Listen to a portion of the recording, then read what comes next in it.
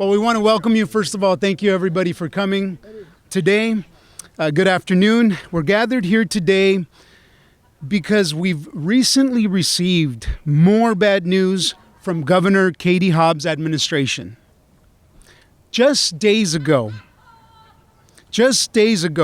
we were informed by her budget office that the Department of Child Safety Congregate Care program is bankrupt next week. Next week, folks. Next week. Another Hobbs budget crisis. Another Hobbs bankruptcy budget crisis. This trend is now impossible to ignore. The governor spends beyond her budget. She waits until it fails, and then she declares an emergency. In January, we were told that the governor's staff, or by the governor's staff, that they needed supplemental funding for DCS, but that there was no information on when it would be needed, despite the questions that were directed to her by our committee. Then, through a routine email attachment, the governor's office tells us that DCS goes broke on March 24th. Madam Governor, do you have a phone? Who waits until 19 days before bankruptcy to tell anybody about it and let them know?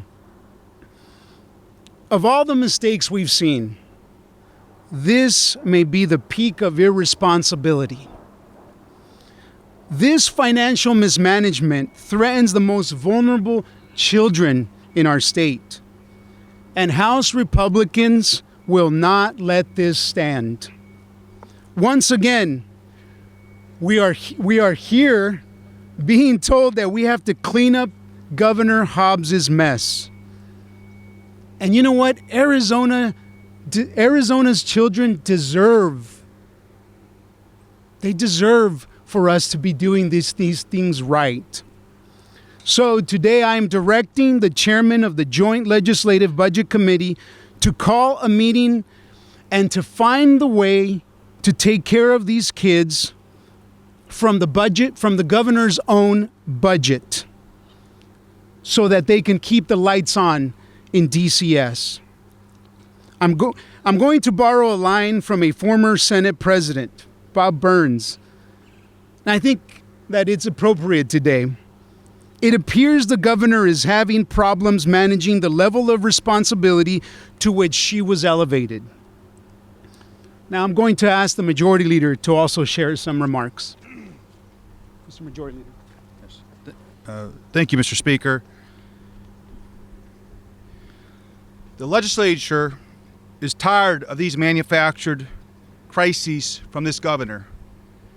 She expanded the scope of the developmental disabilities, also known as DD program, and raised rates, all without the consent of the legislature of the necessary funding to meet her policy changes, and it now threatens the viability of the entire program.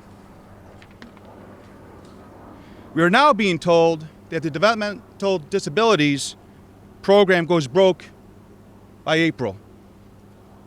She didn't budget for the formula, growth, and access or Medicaid in 2 fiscal years, failing to account for hundreds of millions in costs. She double counted the hospital assessment, miscounting $400 million in expenditures. We're here today specifically about DCS Congregate Care. The agency already has spent its 4th quarter allotment, even though we're in the 3rd quarter. They tell us that even if we move funds for DCS today, Congregate Care will still go broke in April. Perhaps one of these problems alone would be excusable. However, what we're seeing is a pattern of financial malfeasance. You don't have to take our word for it. The carousel of staff in this administration is embarrassing. Budget director fired. DES director replaced and demoted. health policy advisor, moved to a new role. Arizonans are tired of this. We don't need a new financial crisis with each passing month from this governor. Arizonans know we have to live it within our own budget. We expect the governor to do the same. With that, I'm going to turn it over to Majority Whip Willoughby.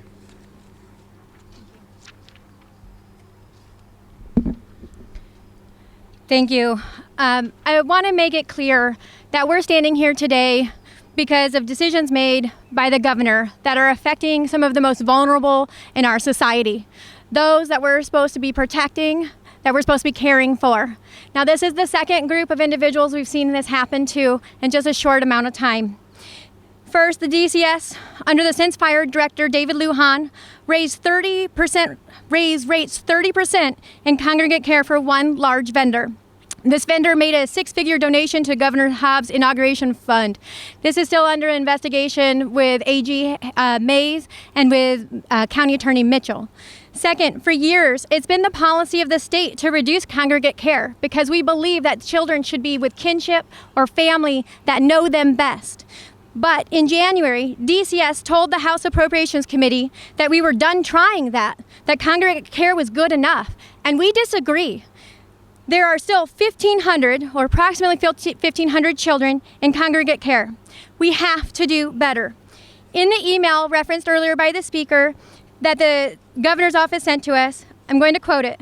It says, "This will lead to children having to be removed from these houses, resulting in their lives being further uprooted and increased risks of runaways and other unsafe situations as a result.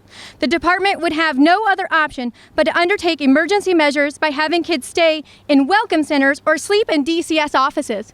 This is inappropriate and negligent to these children who are in a very, very trying situation. I have two small kids, and the idea to think that any children would be treated this way and dismissed in that way is inappropriate, and we will not stand for that with this administration. The governor's agency tells us that they're trying to help, that they're trying to move forward, but that the bankruptcy will harm all Arizona children, and we won't let it happen. We've been asking for weeks for the governor to make her agency staff available to us so we can determine real solutions. We have not had these engagements as of yet. And now let me make sure that I'm very clear on this. We don't want to hear from lobbyists. We don't want to hear from election staff. We need to hear real dialogue from the experts who knows these programs that we can make real, reasonable, and meaningful changes to protect these children. And with that, I'll give you Neal Carter, Speaker Pro Tem. Thank you. This latest revelation by the governor that still more money has been overspent raises a lot of questions. First, why were proposed rates for congregate care providers increased? And secondly, why is it that the rate paid to Sunshine Residential, who donated to Hobbs' inaugural fund, the only provider whose rate was increased? It's our understanding that Attorney General Mays and County Attorney Mitchell are still investigating Governor Hobbs on this potential scandal involving Sunshine Residential. Now we're learning that the program Hobbs is paying Sunshine Residential for is going bankrupt. We fully support those investigations and will cooperate with any requests for more information relating to Governor Hobbs' mismanagement of state agency budgets. I will be working closely with JLBC, the Joint Legislative Budget Committee, to obtain more information about all of Arizona's congregate care providers, their rates, and how much taxpayer money the governor has given to her political allies. We need answers to these questions and several more hard questions that are going to come up, especially answers to what cuts the governor is going to make to balance her budget. We remain committed to giving Arizonans the transparency and the accountability that they deserve. Thank you, Mr. Speaker. Thank you, Mr. Pro Tem. Thank you, Majority Leader Carbone, and thank you, Majority Whip Willoughby. Frankly, we've had enough of this nonsense. Today, I'm creating an ad hoc committee on executive budget mismanagement to study all of these failures and to see what we need to do to move forward. We will determine solutions and find a way to avoid this bankruptcy so that we can move forward. We will announce the membership of this committee soon. And let me emphasize that we're not going to negotiate a state budget through the media. We want to make sure that we're looking out for these kids. We've asked for dialogue with the experts to figure this out. The governor's insistence on hiding agency staff is frankly ridiculous. This is Joe Biden's style basement hiding, and it must end. House Republicans stand ready to work cooperatively to pass a balanced budget that doesn't threaten our most vulnerable. Thank you. We'll take a couple of questions before we have to head up to some committee hearings. Mary Jo. How much is the shortfall? It's $29 million for DCS alone. Right? So you're at 6.5. Yeah, in 1 year. And in 1 year, it's 6.5 million, but that will only get us through April. And she's telling us now. So the shortfall for 1 month is 6.5 million. Yeah. So her request is for 6.5 million? She's asking for us to put a Band-Aid on it instead of fixing the problem.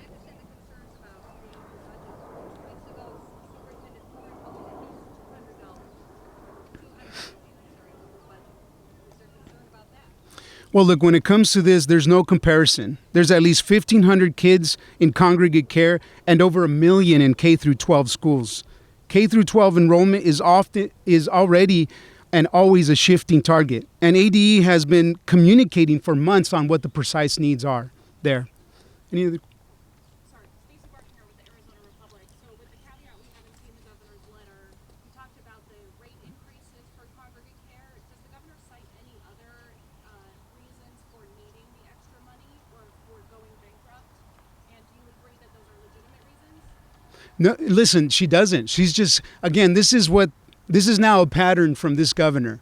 She waits to the last minute. It doesn't seem that that her office understands the numbers. And then once it's bankrupt, once there's no money, she declares an emergency. So this is a pattern and with no explanation, which is why we are stepping in. We're forming an ad hoc to investigate these mismanagements from the beginning. And House Republicans we're stepping in. We're going to have to lead on our own here because there seems to be no leadership coming from this governor. Yes, sir. Are you willing to approve some sort of supplemental on its own, or do you want to do this as part of the larger budget? No, this is why we're having JLBC come together to find out, and we're going to direct her to use her own funds. This is not a time for bailouts. This is a time for her to learn how to manage her own budget. And what would be some resources of her own funds? That is what JLBC is going to determine this week when they meet together. With the DDD funding, is this JLBC meeting going to address the DD funding and DCS or just DCS? The ad hoc committee, yes. The JLBC is directed for this, but the ad hoc committee that I'm appointing is going to be looking at all of these failures. And I mean all. There is a list of them. Sir, last question. So, how much money was asked for in this previous budget for this department? How much was approved? Well, that's the question that in January we asked the governor how much it was that she was going to need in this supplemental and with what reasons. And we have heard nothing until she wants to, till she waits days before this program is bankrupt. So it's just unacceptable. Thank you all for coming here today. Thank you for being with us. Have a great day.